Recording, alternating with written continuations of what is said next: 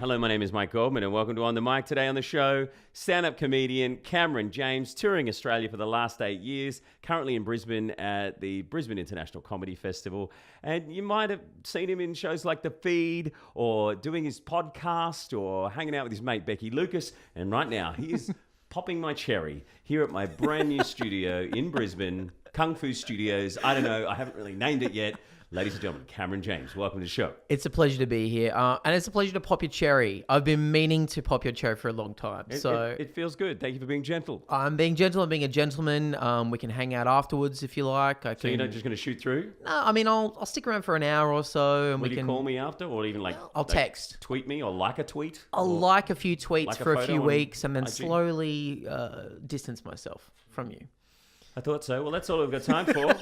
Hey man, how's the Brisbane Comedy Festival going? Having fun? It's going pretty good. It's pretty good. It's actually a really great festival. I don't know if you've gone to check out some shows, everybody, but it is largely all at the Brisbane Powerhouse. You know that venue? It's like the coolest venue. Yeah, it's great. They got markets on there today, Jan Powers Farmers Markets, and awesome. I was there last weekend, and people are handing out flyers and say, "Have you heard that the Brisbane Comedy Festival's on? Are you enjoying your fresh fruit and veggies you just bought?" It's probably the coolest venue in Australia, I reckon. It's just beautiful looking. There's like 4 or 5 theatres in there. Sick. The people are good. The shows are good. I'm having a great time. You're a Sydney boy, but what do you think of Brisbane? Like, this place is coming alive. There's so many new restaurants and bars and clubs, and the Powerhouse is obviously amazing. I love Brizzy. I'm here all the time. I reckon I'm here every 4 months or so. Oh, cool. Come up and do like a run of 2 weeks of gigs. There's a couple of gigs up here. There's the Sit Down Comedy Club at the Paddo Tavern. Yeah, Fideli runs that. Fideli's gig. He's I still do that going, a lot. man. It rules. He's a comedy institution, that He boy. is. When's he going to get up and do his own comedy? I don't know. He's funny. He's a funny dude. Where else is there in Brisbane to do stand-up? There is Heya Bar in Fortitude Valley. That's yeah, a very cool one too. I haven't been there yet. Oh, you got to check out Heya. It's on Wednesdays. Very fun. And then I do the Gold Coast. So I'm up here quite a bit. I have a lot of friends that are from here. Obviously, Becky Lucas is a Brisbane girl. Yeah. And so we come up here and do stuff together. There's my other mate Henry Stone is from here. There's a lot of good Brisbane comedians. Mel Buttle, Damien Power, all the greats. Mel, I got at my house an Airbnb downstairs. Yeah, and she wrote to me on Airbnb on the app, and I go, "Oh wow, you're Mel Buttle. Hey man, of course you're welcome to my place." She goes, "It's all right, I'll find another place." She didn't like being recognised when she was booking a place. Really? Maybe she thought, "Oh, that's the guy on Big Brother. He's probably got cameras everywhere." She wanted anonymity. I do look at cameras everywhere. Can confirm there are cameras. In fact, there are cameras right here. Yeah. Right now. Actually, just to check they're on. Oh shit! I'm gonna leave that in. I reckon you need to. Why not? See, shit goes wrong. That's what happens. Humans have flaws and faults. We're all flawed. I made a career out of my flaws and faults. It's still going. What's your biggest fault? Like personally, yeah. It's probably the fact that I have the attention span of a flea. What's that? Are you ADD? I think so. I think it's from working in radio for many years, where you've got to think of 1,000 things at once. You're like, I got to play these ads. I've got to interview that person. I've got to take that phone call. Yeah. The news is coming up. I got to time everything out. So you're sort of thinking everything at the same time as talking. Like on television as well, you have the earpiece to the director and the producer, and they're telling you what to say, but at the same time, you're knowing that you've got to throw here or throw there. Maybe I don't know. But were you like that before? In school and stuff, were you someone who was a bit hyperactive and manic? Yeah. Actually, I had this weird thing with Coke, not cocaine as a kid, but Coca-Cola. I was like, when I was 12, I was going to say, where'd you grow up? I was racking up in the bathrooms, and I was always getting busted. Yeah, totally. Private school. Got it from the PE teacher, man. He was driving a Porsche. No one even realised. No, but it was a problem at school because for some reason, if I got my hands on a can of Coke, I'd drink it, and I'm like, whoa, I'd just be doing somersaults. Yeah, and the teachers would be even to the point like, Goldman, you're not allowed to have that. You've got ADD. Yeah, I definitely have ADD. Definitely what do you think is your worst point? My biggest flaw is that I care too much, Mike. I would say. That's nice. What about your friends, your family? No, about myself. Narcissism. You care about yourself. So it's all about you. No, I reckon, what is my biggest flaw? Probably too much people pleasing to the detriment of the people closest to me. Oh, okay. if How old know are you what I now? mean. 31. Okay, well, I'm 46. Uh-huh. And trust me, as the years go by, you care less and less about what people think. I've started doing that already. I'm noticing that big time. It's like you just start, all the people that you'd be polite to just because you had to, even though you didn't like them or they didn't like you, you just stop doing that. It's great. Start forming your own opinions and just like, yep, I don't really care what you think. Yeah. This is me. How and good is your it? comedy will just start getting better and better. Oh, it feels so good when the less you care, and especially about an audience. Yeah. I used to when I first started comedy, I wanted the audience to come away from every show going like, I really like him. I really like him. Now, I don't care if they like me or not. I just want them to laugh. And even if it means they're laughing because they disagree with what I'm saying. The less you care, the funnier you are. Yeah. And you get up there and you say something, and if they clam up about it and you just kind of go, well, fuck you, I don't give a shit, I'm the one talking.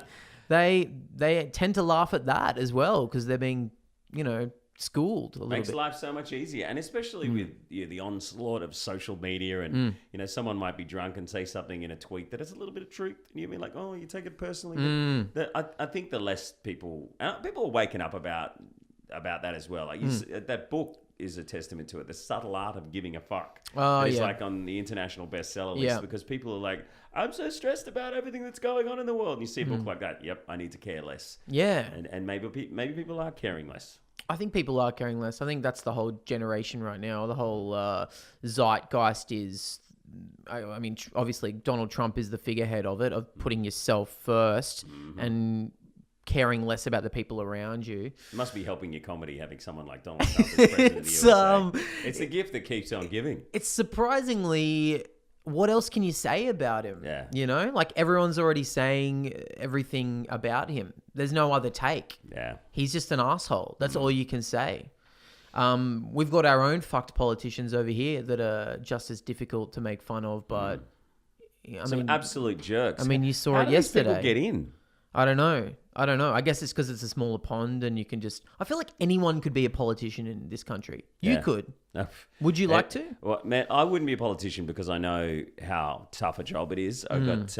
my stepdad was a federal politician for 30 years, David Joel. No shit. And, he's head of so many different portfolios and it's just a constant fight, not with the opposition, but actual people in your own party. That's the main thing, right? There's different groups in the Liberal Party. Yeah. For example, they got a group called the Black Hand. What's that? Not a lot of people talk about. What's the Black The Hand? Black Hand in the Liberal Party, I don't know if it still exists, but it was a group of Liberal Party members that would have basically a dinner once every month or 6 months and they just bag the shit out of everyone else in their party and say how that they're... Right. If they're calling themselves the Black Hand, it's obviously how they're running things and moving things with the Black Hand. But I think it was generally a piss up just to sort of course, bag all the other assholes in the party that they had. A lot of politicians... In Canberra, I can talk about this now because my stepdad's not around. I'm sure he doesn't care. But a lot of politicians in Canberra, they all put in their money that they get to have accommodation in Canberra, and they have share houses. I've heard about this. And like one of them will live upstairs in the attic, and another one's got the basement, and they all meet at the breakfast table. I think there's a show in that. Yeah, the share house, but it's all federal politicians because they're coming from all different parts of Australia, and they only meet like when Parliament's sitting. I don't know how often it is, once a month, once every couple of months. Yeah, and the shit that must go on in those houses would be gold. It'd be like the Big Brother house. It could be. Maybe that's the direction I'm thinking. What about you? It's the real Big politics? Brother. Would I ever go into it? No. I spend most of my days, because I work on that show, The Feed on SBS, which is, political satire, making fun of politicians. So I could never be one now. That's a great show. Now, why don't SBS promote that show more? Dan Illich was on it years ago. Yes. Some of the Mark stuff... Fennell, Jan Fran, Michael Hing, Laura Murphy. It's a great bunch of people. And there's no youth news, current affairs related shit anywhere else. It's the only show that does it. The Project is in a similar vein, but it's Channel 10. But this is like for people under 30. I think The Project's probably about 80-90% straight and then 10% comedy. They've always got someone on the end like Tommy Little, is it? Yeah, Tommy Little, He's there Peter for the gags, and then the rest of someone. we're so serious. And a little bit of Tommy, it's more serious. A bit of Tommy. Yeah. He's great though. Love him. You work with him? Oh, I know Tommy. Yeah, I know Tommy well. He's great. All you comedians are all Everyone best knows buddies. each other. It's all a small scene. What's your favourite sketch you've done on The Feed? Oh, man. We did one... I always end up getting roped into... Just for the record, I'm the only white guy on the show. It's a very diverse show. Okay. So I pretty much only get roped in to play white liberal politicians. And it's fun. I think SBS took you on because they thought, okay, we've got a yellow guy, we've got a black guy, we need a red guy. So maybe it's the red. That's a new. This? Yeah, I think it might be. It's more brown. You're not complete ginger. No, I'd say I've gone through the cycle of what my hair color is. I've gone through it's auburn, it's copper. I'm now leaning more towards a burnt strawberry blonde. That's what I'm leaning towards right now. And do you have to fight for burnt strawberry blonde rights? Is that who you identify Oh, as? yeah, I'm trying to get a parade sorted. I'm trying to get some action online. No one's really biting. Because you could get like government grants and stuff like that. Yeah, it would work out really well for you. And SBS will give you your own show. I'm the most diverse person on that show because I'm the only redhead. So, yeah. I always end up having to play like your basic dumb liberal politician. So do you reckon when they were figuring out, okay, who else we going to put on here? We need a white guy that we can take the piss out of. Basically, that's it. That's good. Well, you're doing a brilliant job. And with I it. have, I pretty much play every liberal politician as if it's David Brent in The Office, just a clueless, loudmouth idiot. It's very fun to do. Have you seen Ricky Gervais' new show Afterlife? Not yet. Have you? My God. Is it good? It is funny as fuck, Really? man. It's basically about this guy, his wife's just died and she was everything to him. And he just decided that he's just going to call everything like it is. You know, Ricky Gervais got a pretty sharp tongue. He already anyway. does that in real life. It's basically... He set up a show as an excuse for him to say the worst, most horrible things he possibly could. Lots of C-bombs. Yeah. There's a little kid calling him a pedo outside of school. And he goes, well, I wouldn't be choosing you, little fat ginger-haired kid, even if I was. So you got nothing to worry about. It's just like, you're like, what? It's so shocking. That's what I'm worried about, though. When I heard the premise, I started thinking, is it just Ricky Gervais giving himself a bit of an excuse to say cunty stuff? Like, is he... Because he does that anyway. Yeah, but how now far can he go with it? And is in it this getting show, old? is it because he's in the show, his wife's died, so we have that built-in feeling of emotion for him? Is that it? So when he's being rude, the whole time you're kind of like, well, his wife just died. Yeah. But that's not what You gotta let his him real get away life with it. situation is. Yeah. He's just like a rich guy who still says asshole things to people Walking all the time. around, bagging the hell out of anyone. It feels like he's just built in this little mechanism for us all to feel sorry for him. But having said that, I will probably watch it. So you've been touring around for 8 years doing your stand-up. Whereabouts do you reckon you've got your best bites? Like, where's your favourite crowds in Australia? Is it Sydney or is it Melbourne because they have the biggest comedy festival in the Southern Hemisphere? No, I would say, I mean, they're pretty good all around the country, but I reckon Sydney's probably easiest for me because I live there. So I'm gigging around there like every night. So maybe people who go to comedy know me a bit more because they see me most nights of the week. So that's pretty good. I've got a lot of goodwill in that city.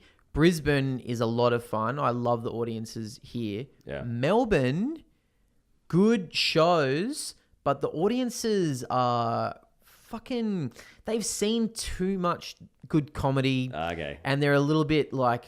Yeah, we know what good Too comedy much is. of it shoved down your throat. Yeah, They're all like full-on yeah, comedy we critics. get it. We get it. We yeah. know where you're heading with this. Yeah. I think I know what this punchline's going to... No, he's going to reverse it in a second and make it about him. I know it. Like, they're all a bit too smug, and Do you it think pisses there's me off. like people who maybe thought, I'm going to do comedy one day, but I'm just going to keep watching comedians until I understand it. I'm convinced that the only people that go to comedy are people who would like to do comedy.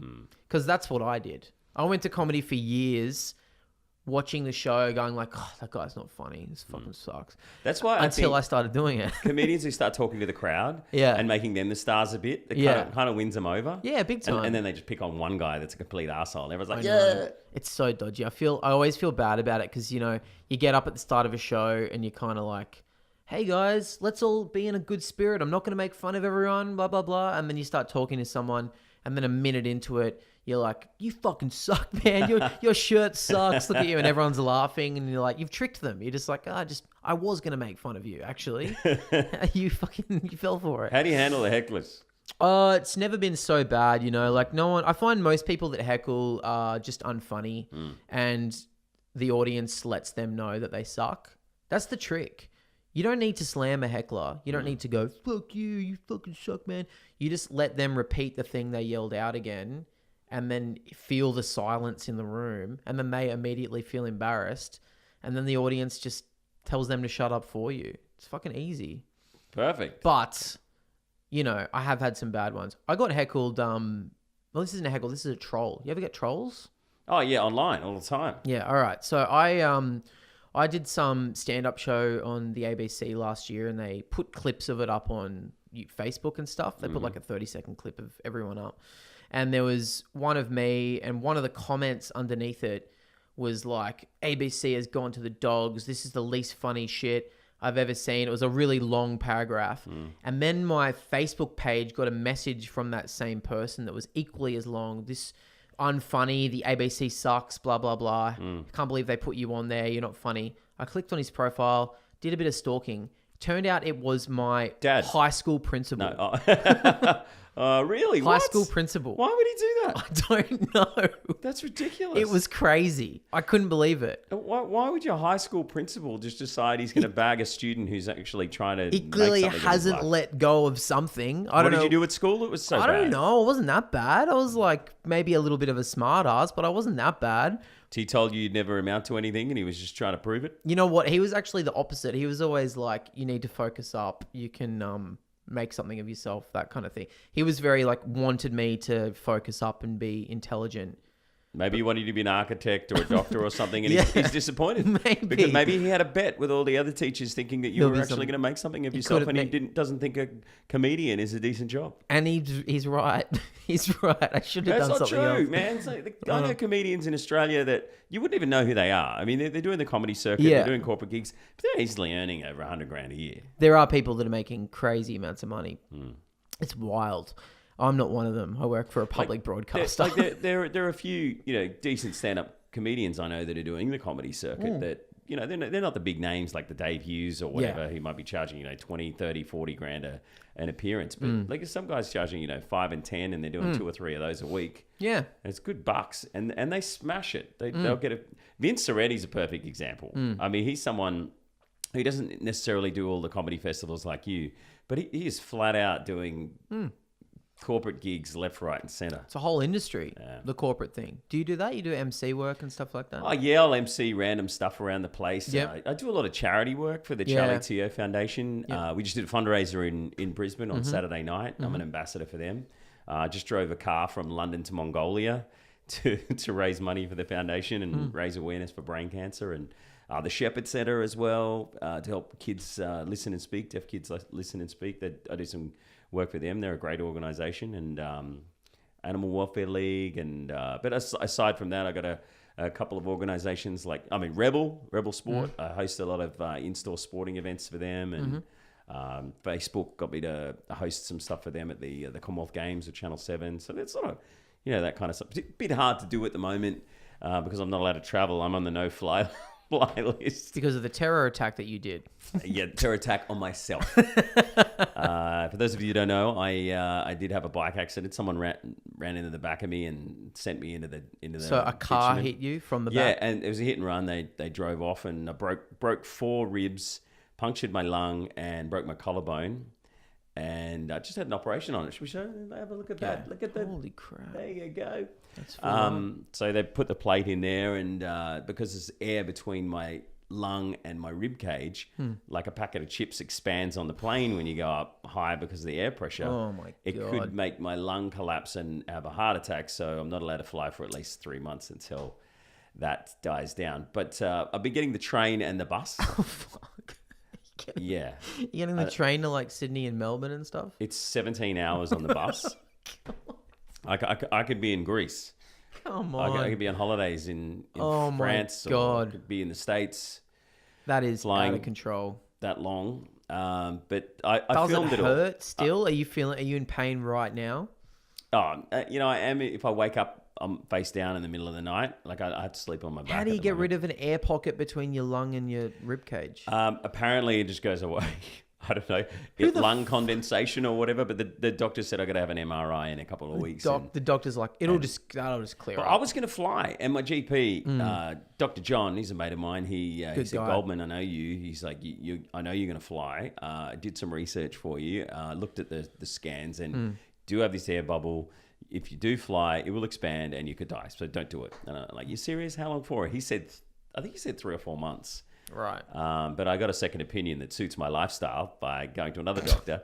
And they said, at least wait 2 months and then do an MRI to see where the bubble is. You should listen to Dr. John. Well, he's on holidays at the moment, so fuck I him. Cancel his opinion. So yeah, bad luck, Dr. John. But I have been videoing my trips on the bus and the train. Yep. So if you look at my Insta story at Mike Goldman Live at the top, it's got all sorts of random shit that's happening on the trains are an eye opener, man. I catch trains in Sydney. The trains in service in Sydney are great, but the ones that are in service for the regional areas that go from Sydney to Brisbane, like I didn't even know the trains went that far.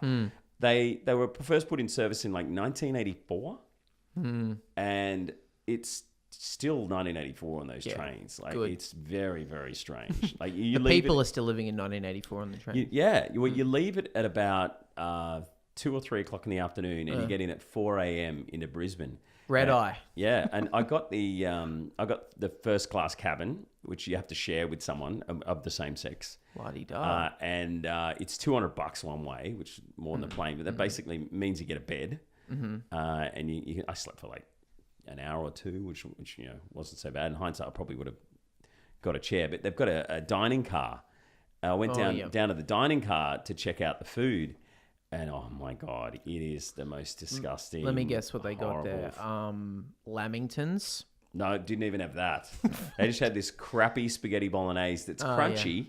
Yeah, good. And it's like a big dog turd on top of it, just with crappy spaghetti bolognese that just put in the microwave if you order that.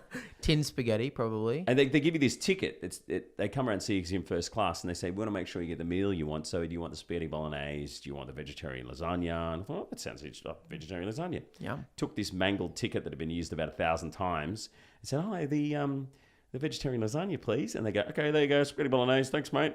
No, but the ticket, no, sorry, we don't have that. I'm like, but the ticket said, no, bad luck. It's spag bowl or you can fuck off. Basically what they said. And then this guy comes from the, the general public cabin or whatever it is and orders a beer. And the lady says, sorry, that's your 5th beer. You can't have another one. And he's like, well, if I can't have a beer, I'm going to fucking smash the glass and get my own fucking beer. And this other guy had to come out. It was like a full-on scene. So what the hell, he's probably on the dude? no-fly list as well for other reasons. For different reasons altogether.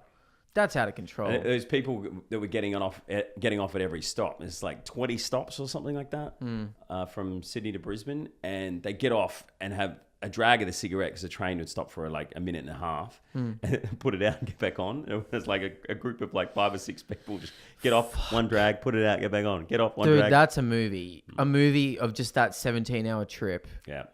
You can check it out on my Instagram. There is a movie. And the bus was a lot worse. Actually, speaking of smoking, I was trying to figure out why the bus kept stopping. You know, those rest stops by the side of the road. I'm like, we're stopping at every fucking rest stop. This is bullshit. We could be in Sydney by now. And I got off, and the reason why I stopped at the rest stop is because the bus driver wanted to get off and have a fag every opportunity he possibly could. And fair enough. He wants to get away from you guys. He's had enough. He's sick of you guys. On the other side of travel, which is this new scramjet engine that's developed at the University of Queensland, they just had a story on the BBC today I saw where they're putting it in this new supersonic plane and it'll take 4 hours to get from Sydney to London.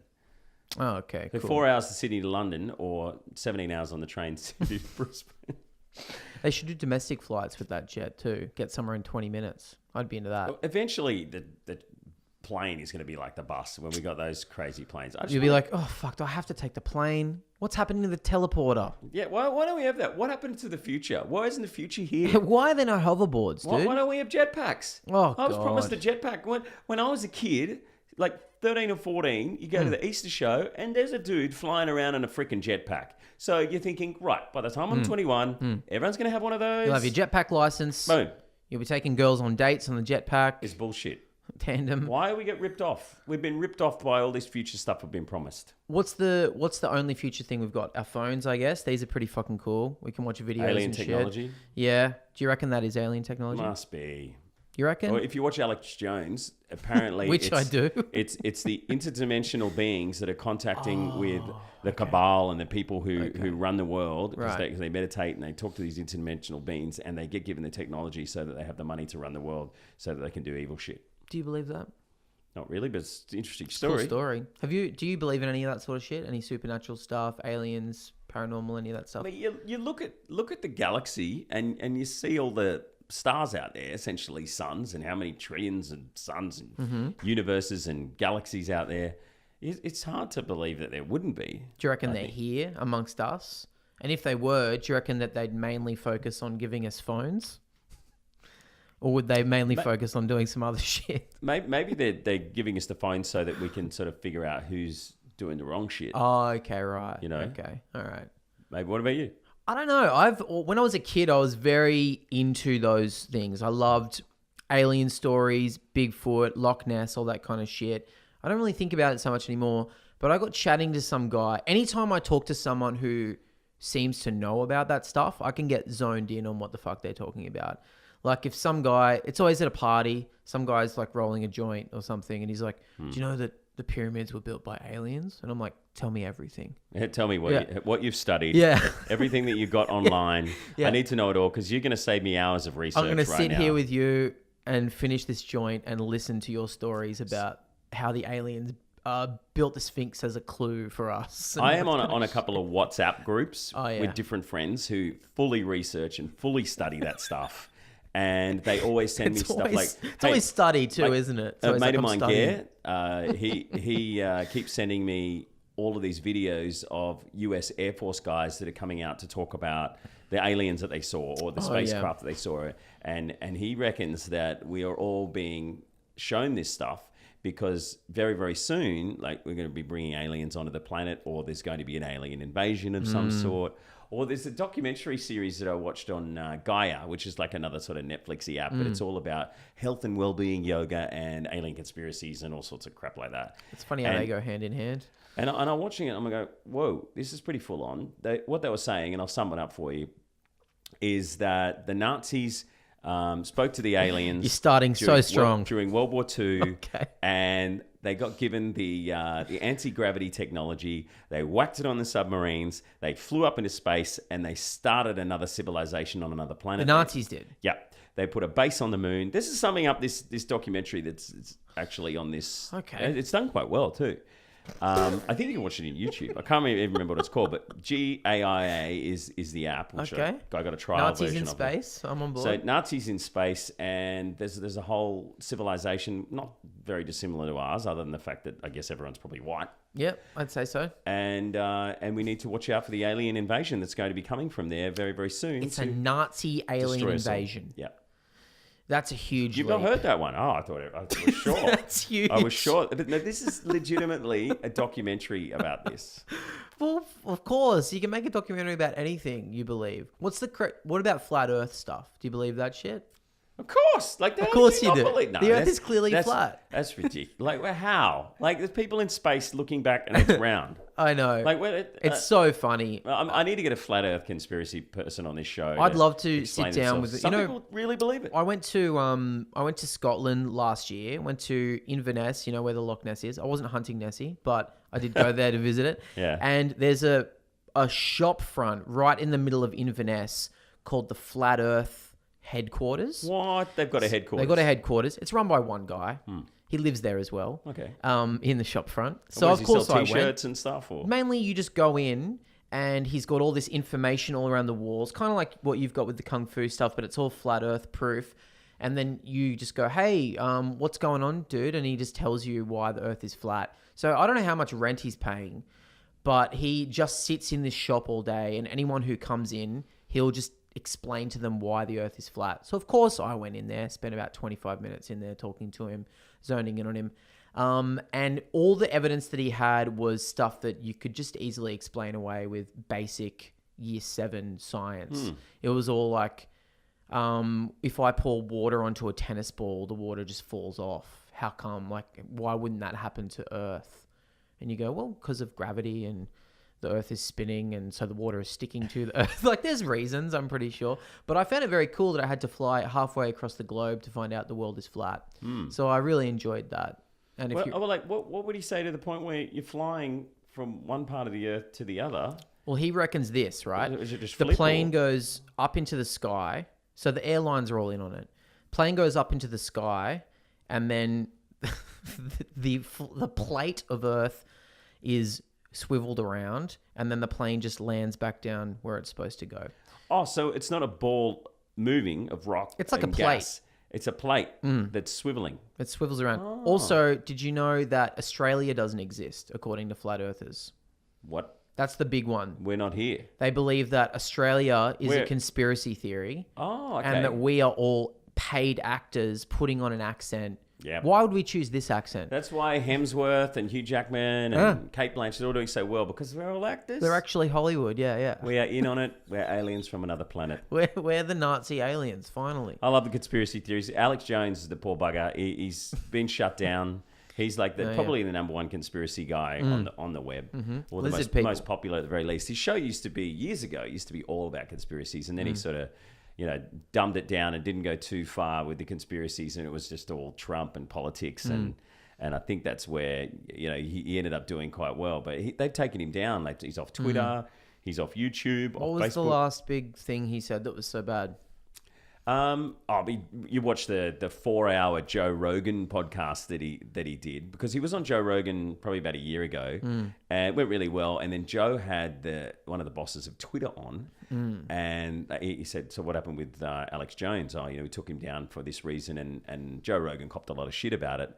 And then everything just went to hell on his show, and so many people bagging him for not asking more questions about Alex Jones. Jones even said he wanted to punch Joe Rogan in the face.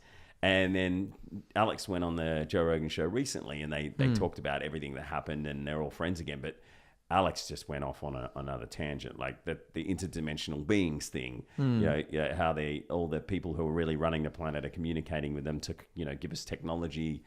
It was just messed up, and Joe was like, whoa. He kept saying, just stop. Let's just break down what you're saying right now. Some of the stuff that he says is just mind blowing. If even 1/100th of it, if it's true, it's just mental stuff. What about you? What's the craziest thing you've heard? I mean, obviously, it's the lizard people one, right? The lizard. I love the lizard people. Jones is all about that. Yeah. And David Icke, is that his name? Yeah. He's the Icke, yeah. He's big the one lizard who people fully believes conspiracy that. guy. He's been banned from Australia. But that's like that's exactly. Yeah. I saw that. But that's one of those things where the lizard people thing has been around forever. How the fuck did that even start? Where did that come from? Do you know? Have you seen the video of one of the lizard people? Apparently, he's transforming his facial features or his mask or whatever he's stuffing up, and he's actually one of Obama's security guards. Oh, great. You look at it online, it's like, hang on a minute, that guy's face is bubbling or something. It's really weird. Great. Yeah, so they're out there. But hey, your lung is bubbling, so maybe you're a lizard Maybe person. I'm a lizard person. Yeah. But there's a few websites about that, the lizard people online. Yeah, that one's out of control. Which is ridiculous. There's more aliens that are apparently here on this planet. Who do you reckon's an alien? If we have aliens that are like in the public eye, Carl Stepanovich. Carl's definitely an alien. Koshi. Actually, most of the breakfast television people in Australia are aliens. Yeah, I'd especially say so. Sam Mack. I think yeah. his cat Coco. Miss Coco is probably a leader, an alien leader from another planet, telling him what to do every day. It's probably his comedy writer as well. I buy it. I think maybe... I reckon Rove's an alien. Rove McManus? Rove hasn't aged. He hasn't. Why doesn't he age? Because he's an alien, dude. It's just he goes home to his home planet, Rovalia, and he gets his skin reformed to his face, and then he comes back. And Peter Helly is definitely human. He's aged, but or Rove just does Botox like the rest of us. So it could be that. Maybe that could be it. I would never dream. Who else do you think is an alien?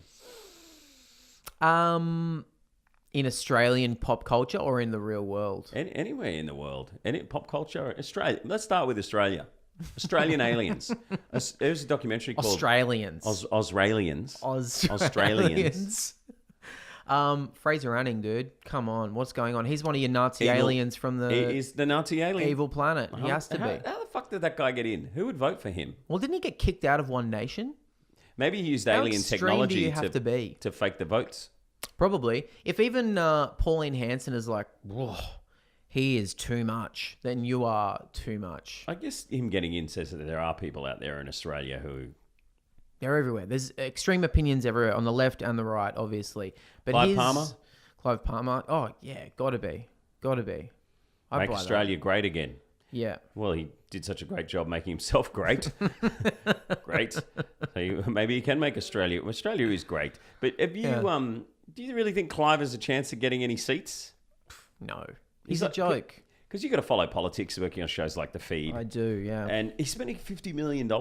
I know. Like, it's more than Liberal and Labor put together on his campaign funds. He's taken over the majority of the billboards that Liberal and Labor could get. Mm-hmm.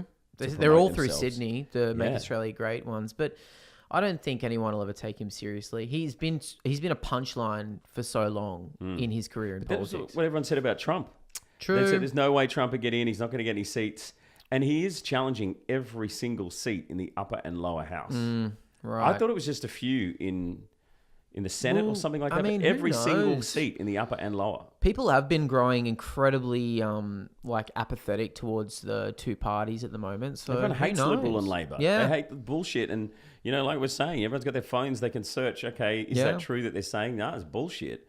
And I think there's a real lack of trust, as we've seen with the turnover of PMs in the last few years as well. People are sick of the inter-party fighting. So who knows? If there's a strong enough personality out there, and I hope to God it doesn't happen, but if Clive Palmer is a strong enough personality and enough Australians go, finally someone different, it could happen. His policies are... Because I actually did a bit of research. I thought, okay, anytime someone in the Liberal or Labor Party, ScoMo or whatever, is asked about him, he just says, why are we going to talk about Clive Palmer? He should just pay back all the miners that he owns the money to. And no one talks about it. And I thought, what are his policies? What does he want? So I went on his website and had a look. Great. The fast trains, that was the first thing that really excited me. That's pretty good. But you know what?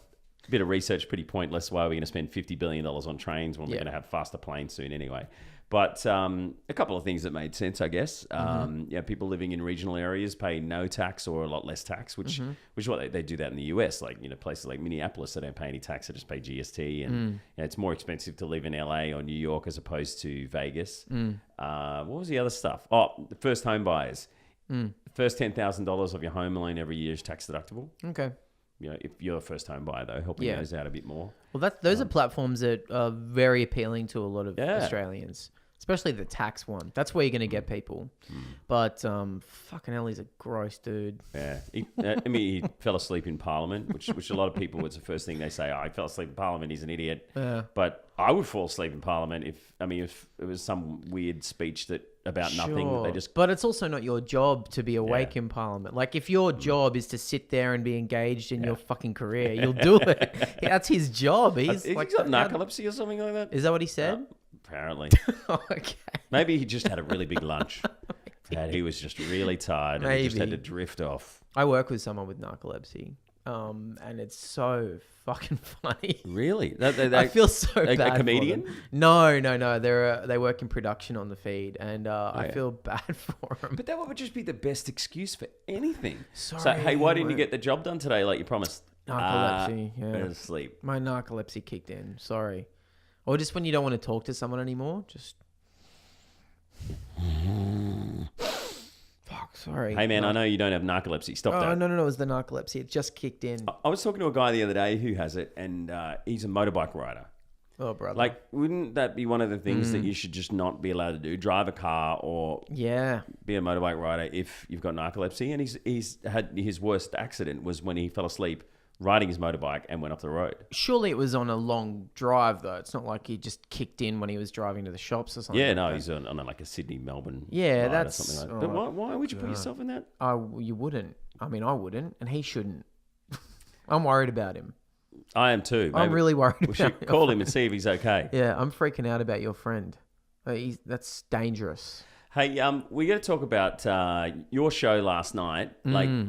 In Brisbane, it was the worst thunderstorm that we've had in like 20 years. It's just crazy. Yeah. So no one's going to go out for a start. Yeah. And it's the biggest terrorist attack that's happened probably in about that long as well. And how do you get up on stage when all that shit is going against you? And you had a 9:45 show. I know, it's so late. Hey, let's go be funny. Especially in in Brisbane, 9:45 is late on a Friday night, especially, you know. And yeah, you're right. Tropical storm. Yeah. Huge terror attack in Christchurch earlier that day, 9:45. I guess I just put myself in the position of people who are there, and I think they want to laugh. That's all they want. I think a lot of comics, and I've been guilty of this in the past, really think that you need to get up and make a statement about the world or speak on behalf of your generation or say something important and meaningful. And in the last year or two, I've started realizing, no, people just really want to laugh, and that is connection enough. They want to switch off from the outside world, just connect to you. What's this guy got to say? I need to stop thinking about all that and crap. there's something like quite beautiful or fun about everyone in a room agreeing that something is ridiculous and funny and laughing at that. That's connection. That makes people feel united in a way, especially in times when it's very easy to feel disparate from each other. So my job, as I see it, is to be as stupid and ridiculous and inessential as possible in order to make people feel good and connected as a community. So how's this guy? Listen to the random shit that he's coming up with. Yeah, that's weird. Or, yeah, that is ridiculous. That's it. I don't have any grand points. I think I used to try to make grand points all the time. But mind you, I am talking a little bit about Nazis in this show. So, Oh, really? Yeah, so there is a little bit of Nazi talk. Nazis with anti-gravity on another planet? I might add that. I might steal that from this podcast and add that into my show. Bit of Fraser Anning being a Nazi from another planet? I think people might forget about Fraser Anning in the next year or so. I think that guy's going to disappear real quick. Yeah, big time. So I'm going to try not to talk about him. But I like the idea of the that they put anti-gravity technology onto submarines. I think that's very cool. It makes sense. Yeah. I wonder if the sonar works in space. It goes, boom. Yep, there's an asteroid over there. Boom. Avoid that. Planet. Yeah. Because they haven't got like a windscreen. They can go, we're going to No, go that just way. got that periscope. It's actually not ideal for space travel, really. You need to be able to see... I've seen Star Wars. I've seen Guardians of the Galaxy. You need to be able to see a big windscreen sort of vibe out the front. You got to see that shit. It's bizarre. You got to have a look, dude. Hey, so what's it like out there on the road being a stand-up comic? I mean, you've played all the comedy festivals around Australia, so essentially most of the year you're on the road? Most of the year, I was a lot more until I started working on the feed. Now I spend most of my time in Sydney on that show, and I'm only kind of away in bits and pieces throughout the year. Are you sleeping in dodgy hotel rooms and It's a lot of that. crappy food, or is it really as bad as you'd imagine, or is it they look after you? Oh, it depends, man. I've really started taking good care of myself food-wise and health-wise in the last few years. Wanting to go, I go to the gym all the time and eat well because I know it's so easy to just have a late night shitty McDonald's or something after a gig and then sleep till 5 in the afternoon and then get up and do your gig. It's so easy to get into that lazy routine. But it's pretty good, man. A lot of shitty hotels. You're right on that. A lot of really... Where they get you staying in Brisbane? I'm in a good Airbnb here. Me and you in Airbnb? yeah, I'm in the Airbnb. Me and my buddy Becky Lucas are splitting an Airbnb. Nice. And it's pretty nice. Right. She's in a the funny powerhouse. chick. She's funny, dude. She funny. did so well. She's doing Got great. some big stuff happening. Yeah, she's great. We just made a pilot for the ABC, the two of us. Wow, cool. Yeah, we got a little bit of funding to make a sitcom, so we shot a pilot. It's aired a couple of times. It's on iView. It's called Be Your Own Boss. And the idea of it is that the two of us, we wrote it together, we star in it together. We play 3 different sets of couples in a regional shopping center who all own little small businesses. You know because did you grow up in like a regional area? I went to regional areas a lot because family, Tamworth, and I lived and worked in Taree for a long time. I got my break on radio. Taree is a perfect example. You know you know how there's always like a shitty strip mall or like a shopping arcade? Right. So it's one of those arcades, but we play the owners of each business in it, and you kind of flip between each business.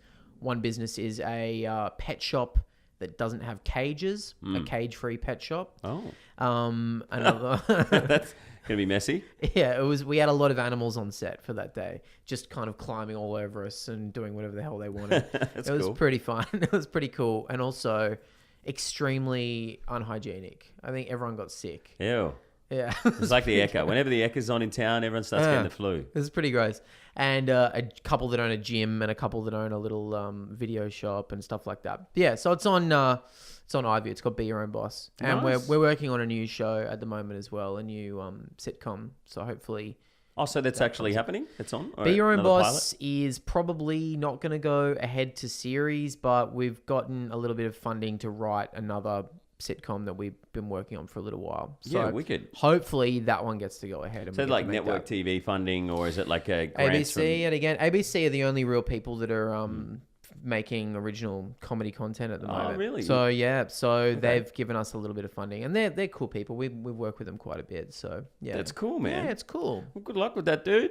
Hope it's funny. That's amazing. Hope people like it. You deserve it. Thank you so much. And when are you going to head overseas? Right after do this the comedy thing podcast. over there. I want to go at the end of the year. I'd like to go over and start doing that. I've never really done it, you know. I've gone on lots of holidays, but I've never done comedy over there. But I think at the end of the year, I'm going to start getting out there. Your partner has a green card, yeah? Yeah, man. Could I marry her? After I haven't got my green card, yeah, sure. I'm sure that Alright, we could great. come to some sort of agreement. That'd be I cool. think she'd be fine with it. Can only ask her. I'll ask her. I'll do the honourable thing. You can But I ask her thought I'd now. ask I'll you just play a first. video. Okay. What's her name? Bianca. Bianca, will you marry me for career convenience reasons, please? Why wouldn't she? With a proposal like that. That's amazing. Well, buddy, thank you so much for coming on the show. Thanks for having me, dude. I think we covered a lot of stuff. We went there. I don't know if there's anything else that we said that we'd talk about that we needed to talk about. No, I think we did everything you can think of. We talked about Nazis in space. That's as Yeah. extreme as a podcast can Yeah. go. Any longer, I'll probably have to start paying you, so I should get you the fuck out of here. Get me out of here. Thank you, Cameron James. Thanks, dude. Good luck on the tour. Where can people find you? I'm online. You can find me on Instagram and Twitter at I am Cameron James. Becky Lucas and I have a podcast called A Bit of This and A Bit of That. And if you like other podcasts, I have one called Finding Drago on ABC. Check that out too. Wicked. What's Finding Drago about? I got to check that out. It is a mystery podcast. You know those shows like Serial and stuff like that where you're trying to get to the bottom of a true crime thing? Yeah. Right. Ours is like that, but very dumb. Me and my friend Alexi, we found a fan fiction book that someone had written about the bad guy from Rocky IV, Ivan Drago. Oh, yeah. Love him. I love I Ivan must Drago. break you. Of course. He's So in you'll the love new Rocky podcast. as well, Creed Big 2. time. Love Creed you seen 2. it? Love Creed 2. I haven't seen it. I want to see it. It's so good. Yeah, awesome. So our podcast is us trying to get to the bottom of who wrote this fan fiction book about Ivan Drago and why. And it became a full deep couldn't find dive into the internet. Well, you'll have to you listen have to to find listen? out. You have to listen. If you're into big wiki wormholes and deep dives and podcasts and documentaries about Nazis in space, you will like Finding Drago.